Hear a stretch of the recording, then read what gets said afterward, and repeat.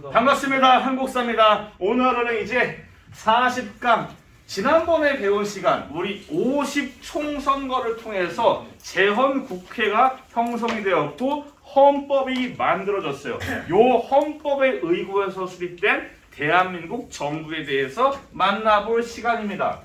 우리가 지난 시간에 배운 재헌국회에서 지난 시간에 제가 언급했어요. 대통령, 초대 대통령은 간선제였습니다. 간선제와 직선제의 차이 설명드렸습니다. 국회에서 간접적으로 제가 특정 집단으로 설명했고 이 당시는 국회예요. 이 당시는 국회입니다. 그래서 재헌국회에서 대통령을 선출하는데 대통령으로 초대 대통령 이승만. 여러분들이 기본적으로 우리 대한민국의 대통령이 누구였는가는 기본적으로 상식적으로 아실 필요가 없어요. 저 옆나라 미국처럼 많지도 않아. 미국은 저도 못 외웁니다. 겁나게 많아요. 근데 우리는 많지 않으니까 이제 현대사를 배우시면서 아 대통령의 순서가 이러이러했구나 정도는 상식적으로 아시면 좋을 것 같아요. 부통령은 이시영. 그리고 국무총. 우리나라가 특이한 게 우리나라는 당시에 대통령이 있고 부통령이 있고 총리도 있어요. 좀 애매한 혼종 느낌이에요. 살짝. 원래 대통령제는 총리가 없어요. 원래. 근데 의원 내각제는 대통령이 없고 총리만 있어요. 보통 왕이 있는 국가는 총리가 있고 일본이나 영국처럼 그런 일본이나 영국은 총리가 존재합니다. 우리는 특이하게 대통령도 있고 부통령도 있고 이 당시에는 지금은 부통령 없어요. 그리고 총리도 있고 뭐 여튼간에 그러합니다. 그리고 대법원장도 대통령이 뽑았고 그리고 국회의장이었는데 대통령이 됐으니까 빈자리로 남은 국회의장을 새로 뽑으면서 입법부와 사법부와 행정부 이 3권 분립의 요소가 구성되면서 정부 수립이 완료됩니다. 그래서 1948년 8월 15일에 대한민국 정부의 수립을 만천하에 공포하면서 우리 대한민국의 정부가 시작되는 겁니다. 정부 수립을 공포하고 대한민국 정부의 청사, 건물은 어디였냐? 여러분들 경복궁은 한 번쯤은 가보셨을 것 같은데 아닌가요? 가봤어요. 아니 그렇죠. 경복궁 앞에 뭐가 있어요? 광화문. 그 광화문 앞에 공원이 있고 공원이 된다. 그 광장이 있고 도로가 있고 뭐 여기 세종문화회관, 뭐 미국 대사관 뭐 블라블라 있잖아요. 원래 경복궁과 광화문 사이에 뭐가 있었냐? 여기에 조선 총독부 청사가 있었어요. 그 구조가 경복궁을 가리게, 경복궁이 안 보이게 딱 청사가 있었습니다. 이거를 중앙청이라 그러면서 이제 이 건물을 썼습니다.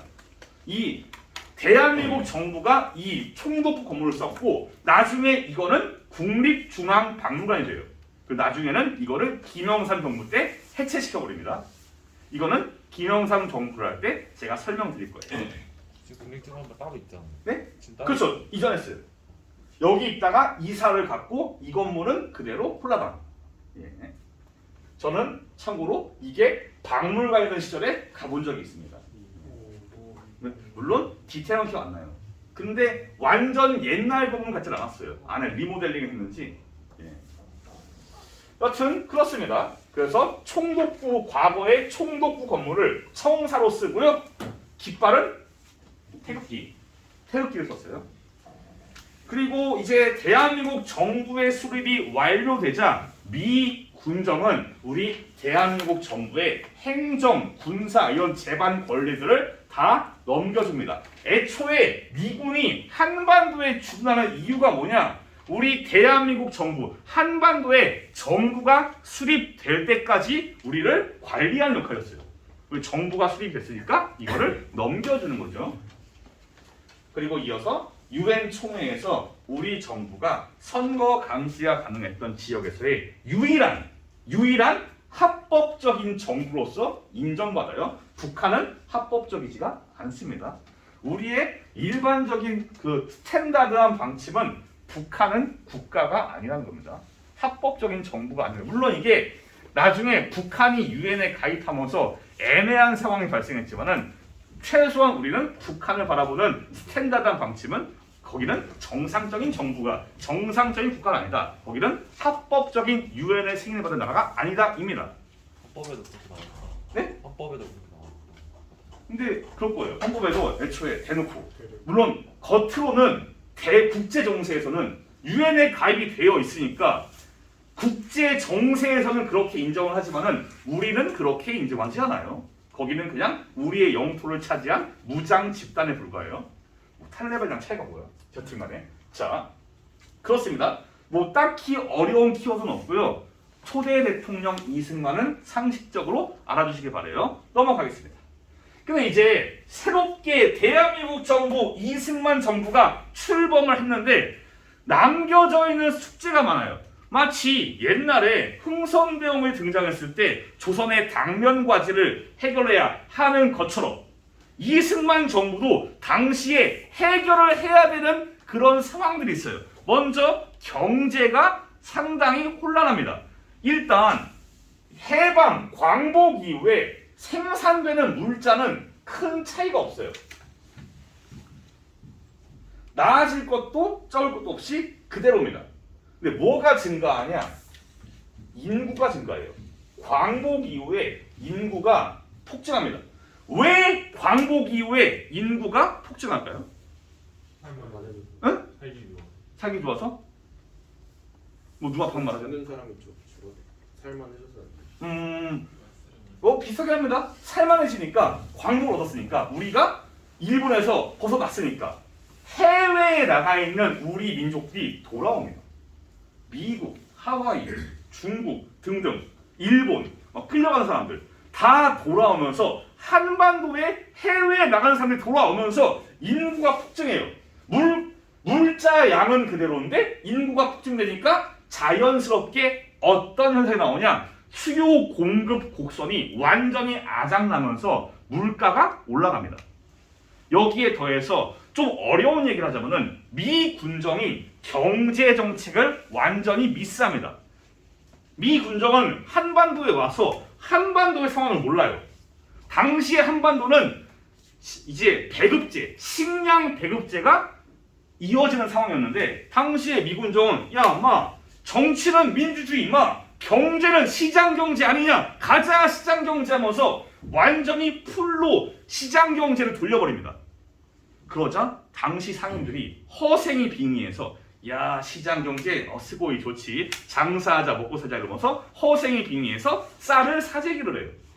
그러니까 쌀값이 올라가고 나라 경제가 박살나니까 미군정이 깨달았어요. 아 시장 경제가 아직은 아니구나. 그래서 다시 배급제로 돌려요. 좀 어려운 얘기였지만은 여튼 미군정이 정책상에서 약간 살짝 실수를 해서 당시에 경제가 혼란하고 민심이 안 좋은 상황에서 이승만 정부는 이 민심을 해결하기 위해서 다음 시간에 배울 농지 개혁을 실시합니다. 자, 또한 사회적으로 혼란도 이어집니다. 어찌되었던 총선거를 실시해서 대한민국의 한반도 남쪽에 유일한 단독 정부가 수립이 되었는데 아직까지 내부에서는 단독 정부에 대해서 반대하는 특히 좌익 세력들의 봉기, 지난번에 배웠던 여수 순천 반란 사건 그런 것도 마찬가지예요. 여수 순천 반란 사건은 이승만 정부 수립 이후에 발생한 겁니다.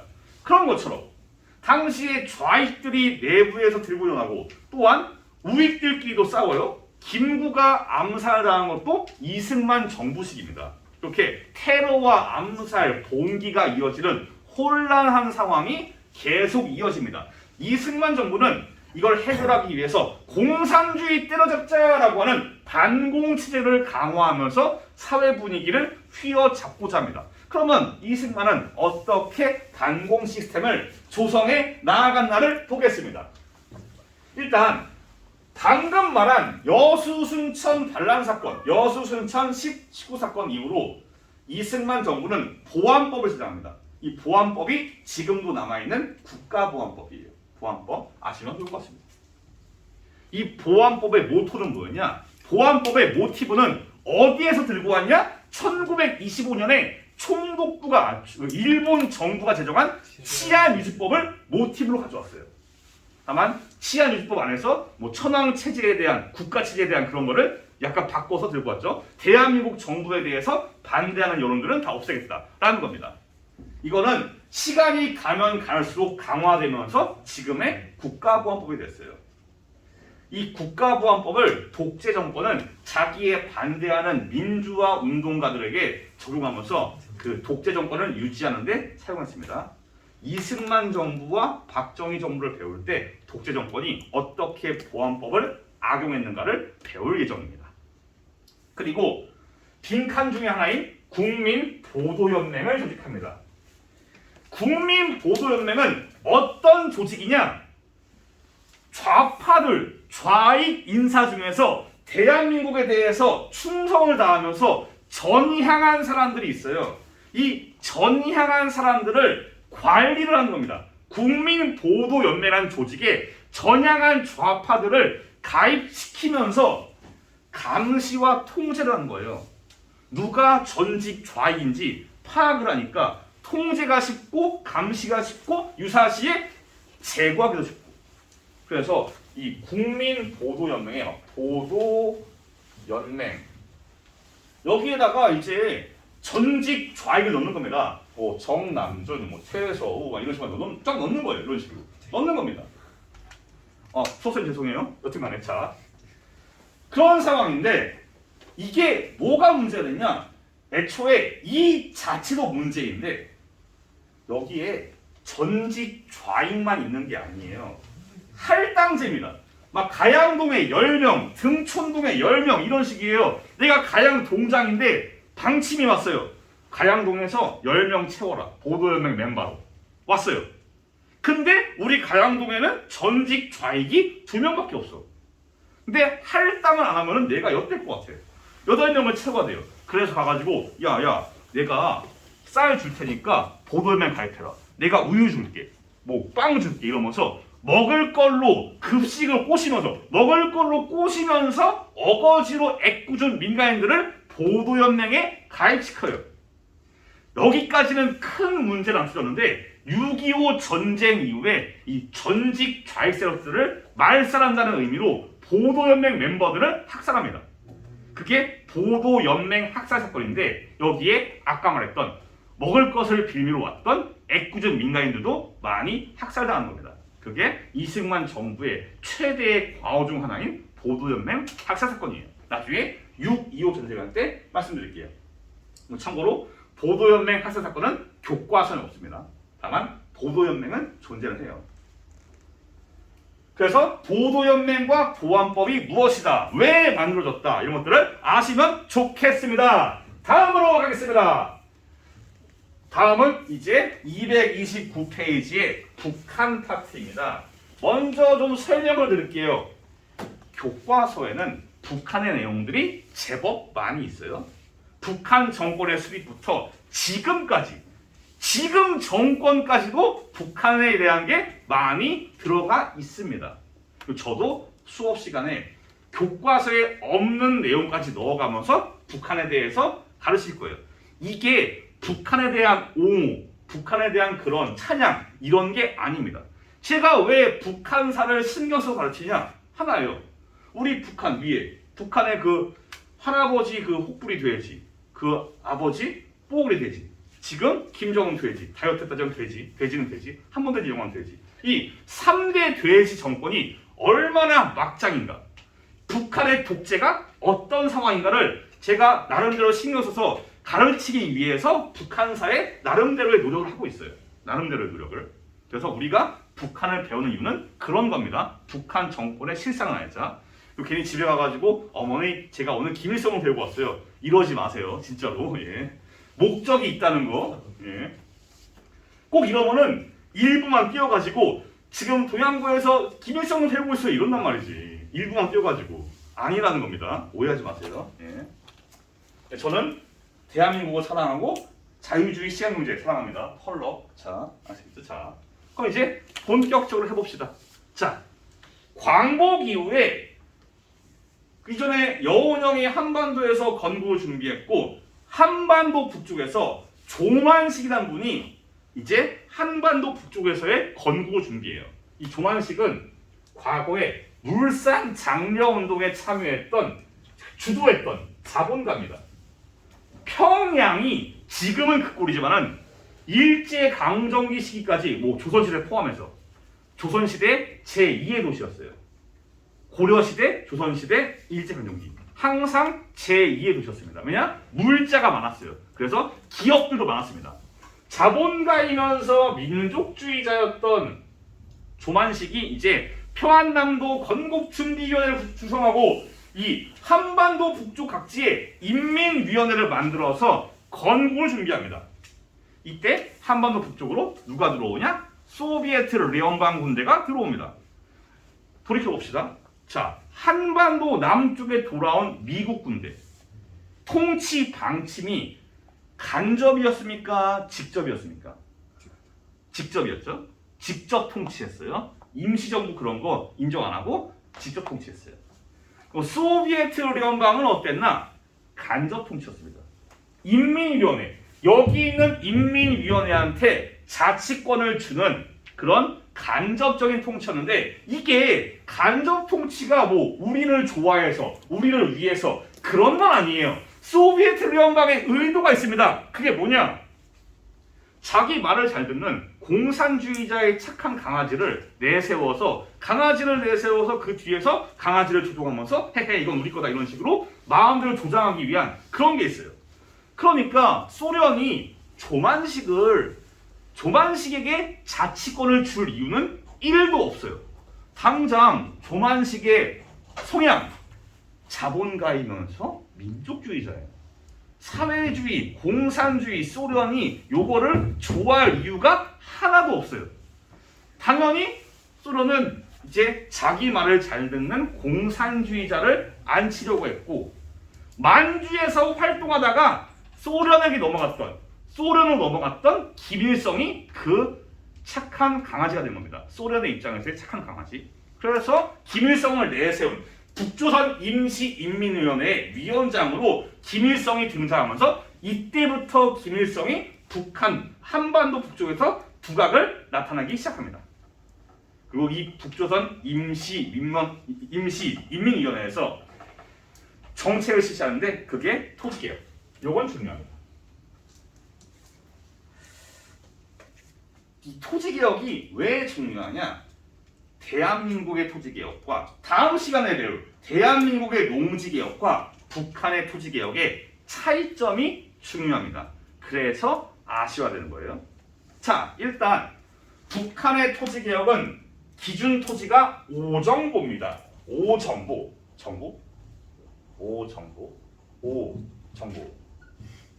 자, 5정보. 정보는 무엇이냐?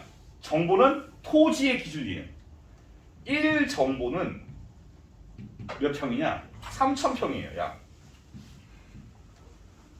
5정보를 기준으로 해서 5정보를 초과하는 토지는 국가가 당시 북한의 북조선 임시인민위원회가 그냥 뺏어갑니다. 내놔. 대가 없이 그냥 뺏어가가지고 농민들한테 그냥 줍니다.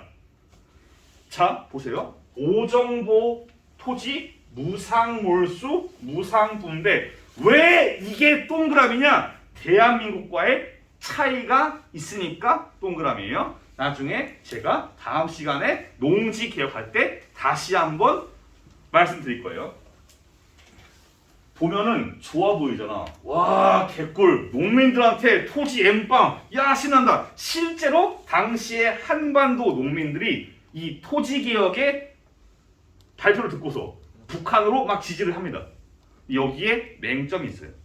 토지를 N빵으로 주는 건 좋은데 229페이지의 오른쪽처럼 준 거는 재산의 개념이 아니에요. 그 토지는 농민 게 아니라 국가 겁니다. 이 토지는 매매가 안 돼요. 애초에 공산주의 시스템 국유화 사유재산을 인정할 리가 없어요. 그래서 이 토지 농민들이 부여받은 토지는 사유재산이 아닙니다. 마음대로 팔거나 다른 사람한테 소작을 주거나 그럴 수가 없어요. 그런 한계점이 있습니다. 그래서 마냥 좋은 게 아니라는 점. 다만 이 토지개혁은 우리 대한민국 정부가 이러다 큰일 나겠다. 우리도 뭔가 해야겠다. 라고 하면서 우리 대한민국 정부가 토지개혁을 진행하게 되는 그런 이유이자 원인이자 원동력이 됩니다. 네. 토지개혁은 나중에 대한민국의 토지개혁과 비교해서 반드시 아시면 좋겠습니다. 뭐 마찬가지로 사유재산 인정하니까 다 국유화입니다. 공산주의는 다 그래요. 자, 또 이들은 이 단독정부 수립 50총선거에 반대하는 소련의 입장처럼 김일성도 단독정부의 수립을 반대하면서 통일정부를 외치면서 김구와 김규식과 함께 남북협상 회담을 하면서 통일정부를 외치지만은 얘가 속내는 그게 아니에요. 통일정부를 말하지만은 실상은 이겁니다. 나름대로 자기들이 정부도 만들고 헌법 초안도 만들고 이제 군대도 만들면서 독자적인 자기들의 정권을 수립하기 위한 세팅을 얼추 다 해놓은 상황에서 김구를 만납니다. 즉 얘들은 통일정부를 할 생각이 진짜 0.00001도 없어요. 그냥 김구를 이용한 거예요. 저기 남쪽에서 백범소리님이 저를 만나러 왔습니다. 이런 식으로 김구를 자기의 인지도, 지지도를 끌어올릴 이용수단으로 사용한 겁니다. 안타까운 일이죠. 그리고 이제 우리 대한민국 정부가 수립되자 이때다 싶어서 북한도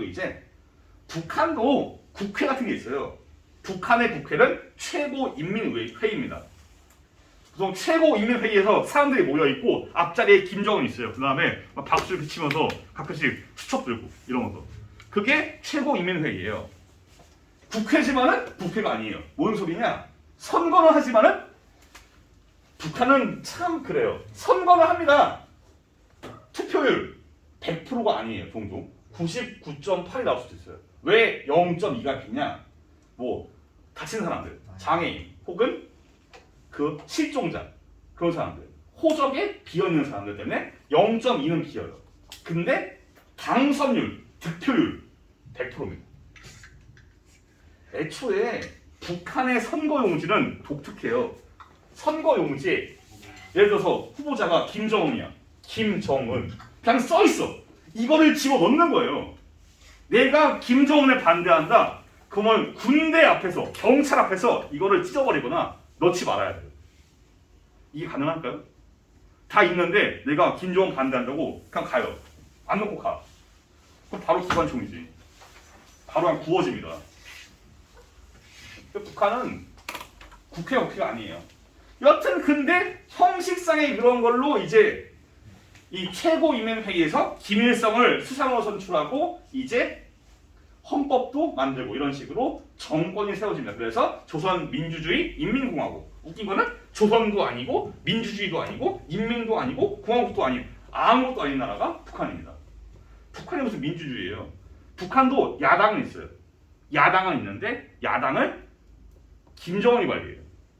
정권이 관리합니다. 그게 무슨 야당이야. 좀 어이가 없는 상황이죠. 조선도 아니잖아. 민주주의도 아니야. 인민은 개뿔. 북한이 무슨 인민을 좋아해. 공화국? 김씨 왕후잖아. 거기는 김씨 왕후제 공화국도 아니야. 그래서 여튼 이런 식으로 수립이 선포됩니다. 9월 9일이 북한한테는 기념일이에요. 꼭 이때 그걸 해요. 퍼레이드. 이번에 했잖아. 퍼레이드. 9월 9일. 항상 퍼레이드를 해요. 열병식. 그래가지고 코로나는 나발이든 간에 코로나 신경 안 씁니다. 그냥 해요. 그들은. 여튼 아직까지는 북한 정권의 그 실상이 제대로 나오지 않은 상황입니다. 왜 그러냐? 아직까지는 북한 내부에서 김일성에 반대하는 세력들이 있어요. 그래서 김일성이 그 완전한 자기의 독재를 위한 속내를 아직까지는 오픈하잖아요. 그래서 그 실상들은 다음에 북한사를 배울 때 좀 더 나올 겁니다. 여튼 여기에서의 포인트는 토지개혁은 반드시 아셔야 됩니다. 나중에 대한민국의 토지개혁 배울 때 같이 정리해 보세요. 따로 표로. 그럼 괜찮을 겁니다. 그래서 오늘 수업은 여기까지고요. 다음 시간은 이 지난번에 배웠던 재헌국회가 두 가지의 법령을 만들어요. 반민족행위 처벌법이란 농지개혁법. 이 두 가지의 법령을 통해서 이 친일파 반민족 행위자를 처벌하고 농지 개혁을 위한 정책을 추진합니다. 이 두 가지에 대해서 다음 시간에 배울 겁니다. 고생 많았습니다. 다음 시간에 뵐게요. 감사합니다.